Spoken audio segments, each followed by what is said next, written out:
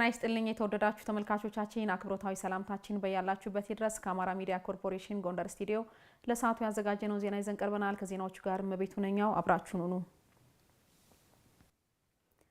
ሰላምን በማስከበር ህብረተሰቡን ተጠቃሚ የሚያደርጉ የልማት ስራዎችን እየሰራ መሆኑን የምዕራብ ጎንደር ዞን አስተዳደር አስታወቀ።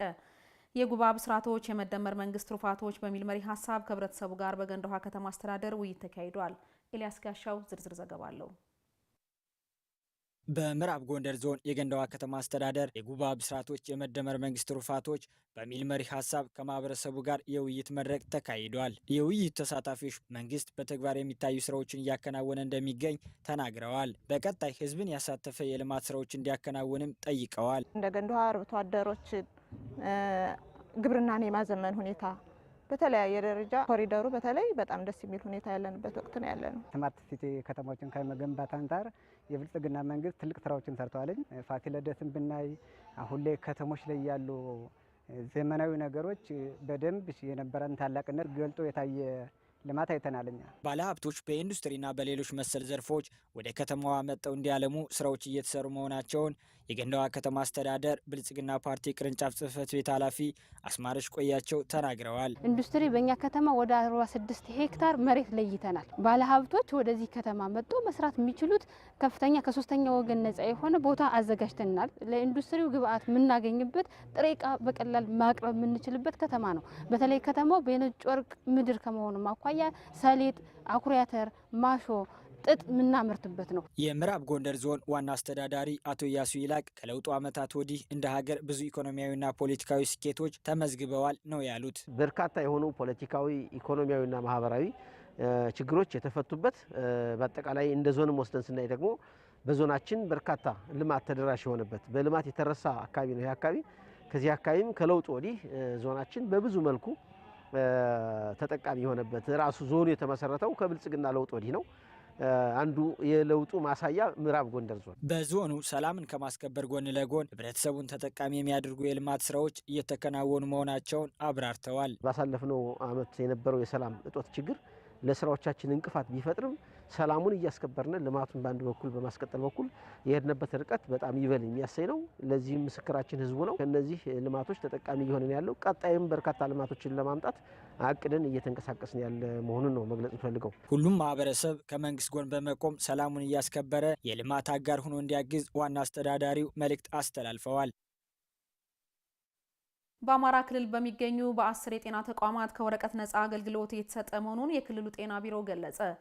የጎንደር ከተማ አስተዳደር ጤና መምሪያ የክልሉ አመራሮች በተገኙበት በማራኪ ጤና ጣቢያ ለማህበረሰቡ ከወረቀት ነፃ አገልግሎት አስጀምሯል። ያየፈንቴ ዝርዝር ዘገባውን ይነግረናል።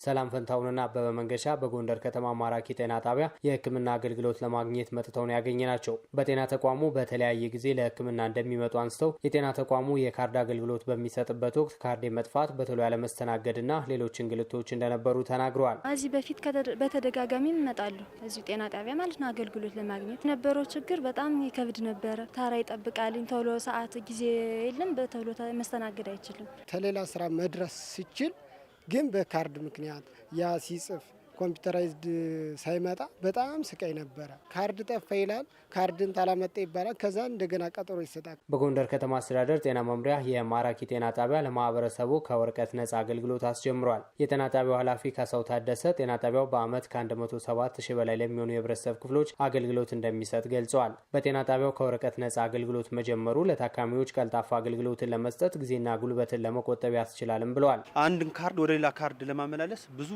ክፍሎች ላይ 2-3 ሰው ወይም 4 ሰው ይመላለስ ነበረ። እሱ ደግሞ ይቀንስልናል ማለት ነው። ሌላው የተገልጋይ እርካታ አለው፣ ጊዜን ይቆጥባል ማለት ነው። በአመት ውስጥኛ እስከ 4 ሚሊዮን ብር 3.7-8 ሚሊዮን ብር አካባቢ ለህትመት እናወጣ ነበር ወጪ ማለት ነውና ኮምፒውተራይዝድ ከሆነ በኋላ ደግሞ ይህ እንግዲህ ይቀራል ማለት ነው። እንግዲህ ሲስተሙ ደግሞ የታካሚውን ዋናውን ትልቁን ዳታውን በደንብ ማንም ሳይነካካው በራሱ መንገድ በተቀመጠለት መንገድ ማከም ይችላል ማለት ነው። በከተማ አስተዳደሩ 8 ጤና ጣቢያዎች መኖራቸውን ያነሱት የከተማ አስተዳደሩ ጤና መምሪያ ኃላፊ ሰይድ ሻው በ2 ጤና ጣቢያዎች ላይ ከወረቀት ነፃ አገልግሎት መጀመሩን ተናግረዋል። በተያዘው በጀት ዓመት በ4 ጤና ጣቢያዎች ከወረቀት ነፃ አገልግሎት ለማስጀመር እንደሚሰራም ጠቁመዋል። ከተማችን ውስጥ ወደ 8 ጤና ጣቢያዎች ይገኛሉ።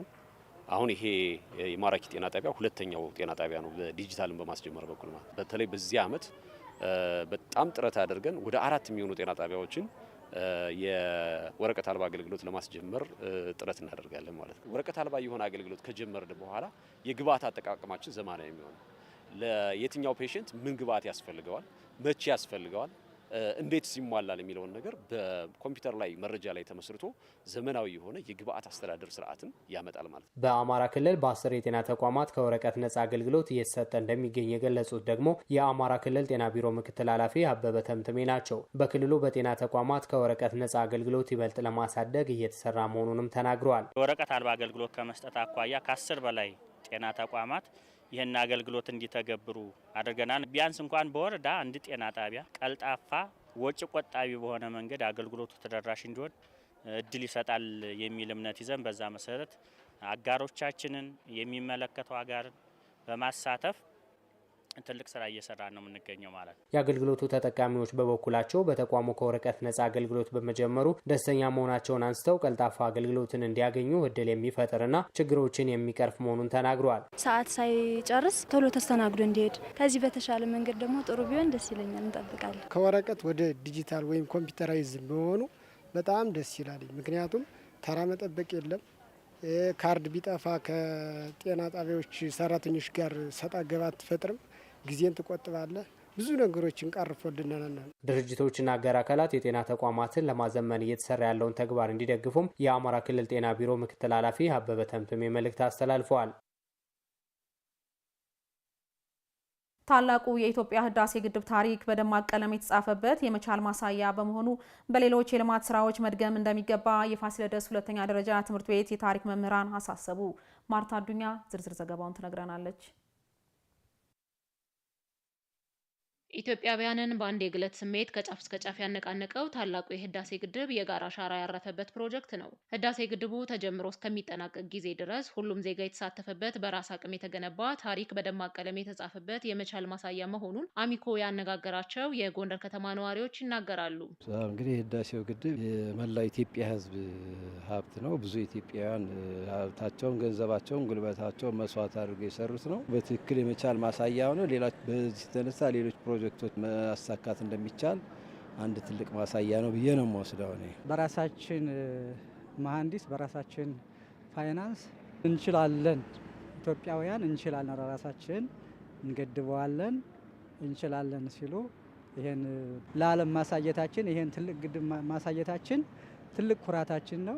እኔ በዚህ ደግሞ ደስተኛ ነኝ። ታላቁ የኢትዮጵያ ህዳሴ ግድብ የውጭ ሀገራት የድጋፍ አማራጮች የተዘጉበት እንደነበር ያስታወሱት የታሪክ መምህር አሰፋ አገዘ አይችሉም የሚለውን አስተሳሰብ ቀይሮ በመቻል ያሳየ በመሆኑ በሌሎች ስራዎችም መድገም እንደሚገባ ይገልጻሉ። ከዓለም ባንክ ጀምሮ ኢትዮጵያ ብድር ካላገኘች አትሰራውም የሚል አስተሳሰብ ነበር። እንዳናገኝ በመከልከል ጭምር ሁሉ ነው ሲሰራ የነበረው። እኛ ግን ኢትዮጵያውያን ከእያንዳንዱ መቀነት ተለቅሞ ከእያንዳንዳችን ኪስ ወጥቶ ይሄ ግድብ ሲጠናቀቅ ለኛ ብቻም አይደለም ለአፍሪካውያንም እንችላለን የሚል ስሜት ነው ይዞ የመጣው።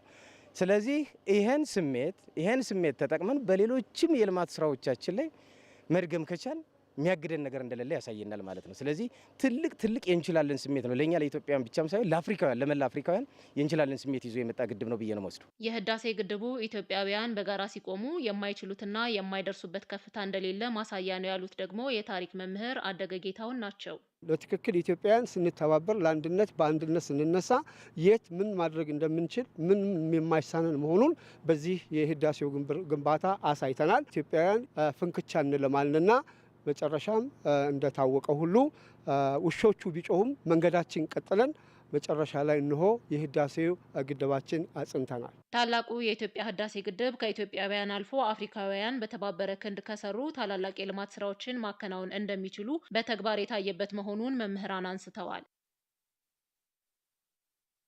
የባለሙያዎችን ምክረ ሀሳብ በመጠቀም አትክልትና ፍራፍሬን በግሪን ሃውስ በማልማታቸው ኑሯቸውን እያሻሻሉ መሆናቸውን በሰሜን ጎንደር ዞን የዳባት ወረዳ አርሶ አደሮች ተናገሩ። በወረዳው አትክልትና ፍራፍሬ ዘርፍ ከ156 በላይ የግሪን ሃውስ ልማት በስራ ላይ እንደሚገኝ የወረዳው ግብርና ጽሕፈት ቤት ገልጸዋል።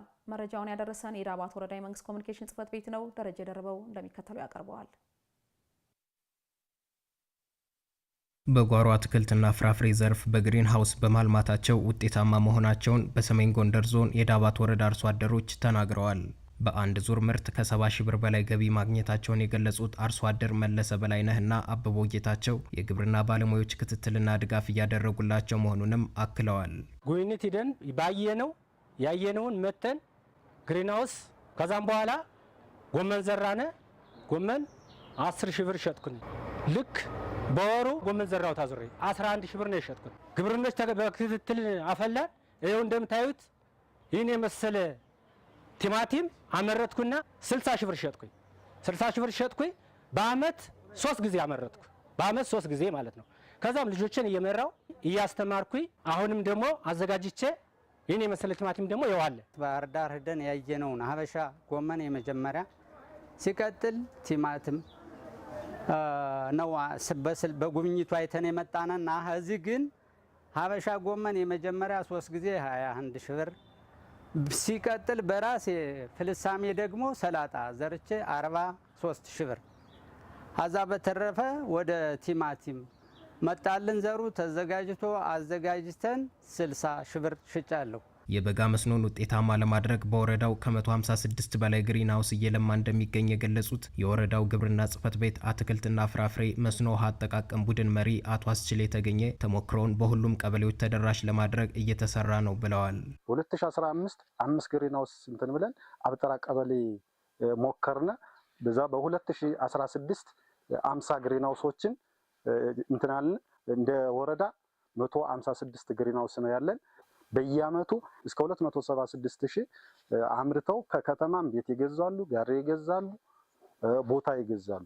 በወረዳው በግሪን ሃውስ ልማት ቴክኖሎጂ ከ2.1 ሄክታር መሬት በላይ እየለማ መሆኑን የተናገሩት የዳባት ወረዳ ግብርና ጽሕፈት ቤት ኃላፊ አቶ ሸቱ ሲሳይ ግብአቶችን በወቅቱ ለአርሶ አደሮች ለማቅረብ ከአጋር ድርጅቶች ጋር እየሰሩ መሆኑንም ተናግረዋል። ወደ 2.1 ሄክታር መሬት እየለማ ነው ያለ። በአንድ ግሪን ሃውስ ውስጥ 136 ካሬ ሜትር ነው ማሳ የሚለማው። በዚህ ውስጥ የሚለሙት ቲማቲም አንዱ ዋና ልማት ነው። ሁለተኛው ቃሪያ ነው። ሶስተኛው የሰላጣ እና የሀበሻ ጎመን፣ እነዚህን ልማት ነው እየተለማ ያለ። እንግዲህ አርሶ አደሩ በዚህ ዙሪያ ላይ ቢያንስ በአመት እስከ 4 ጊዜ የማምረት እድል አለው። የግሪን ሃውስ ልማትን ወደ ሌሎች ለማስፋት እየተሰራ መሆኑንም ኃላፊው አስታውቀዋል። የተከበራችሁ ተመልካቾቻችን ለአብሮነታችሁ ከልብ ያመሰገንን። ከአማራ ሚዲያ ኮርፖሬሽን ጎንደር ስቱዲዮ ለሰዓቱ ያዘጋጀነው ዜና የእስካሁኖቹን ይመስሉ ነበረ። ከዜናዎቹ ጋር እኔ መቤቱ ነኝ አብራችሁ ቆይታ አደረኩ። ወደ ዋናው ስቱዲዮን መልሳችሁ ጤና ይስጥልኝ።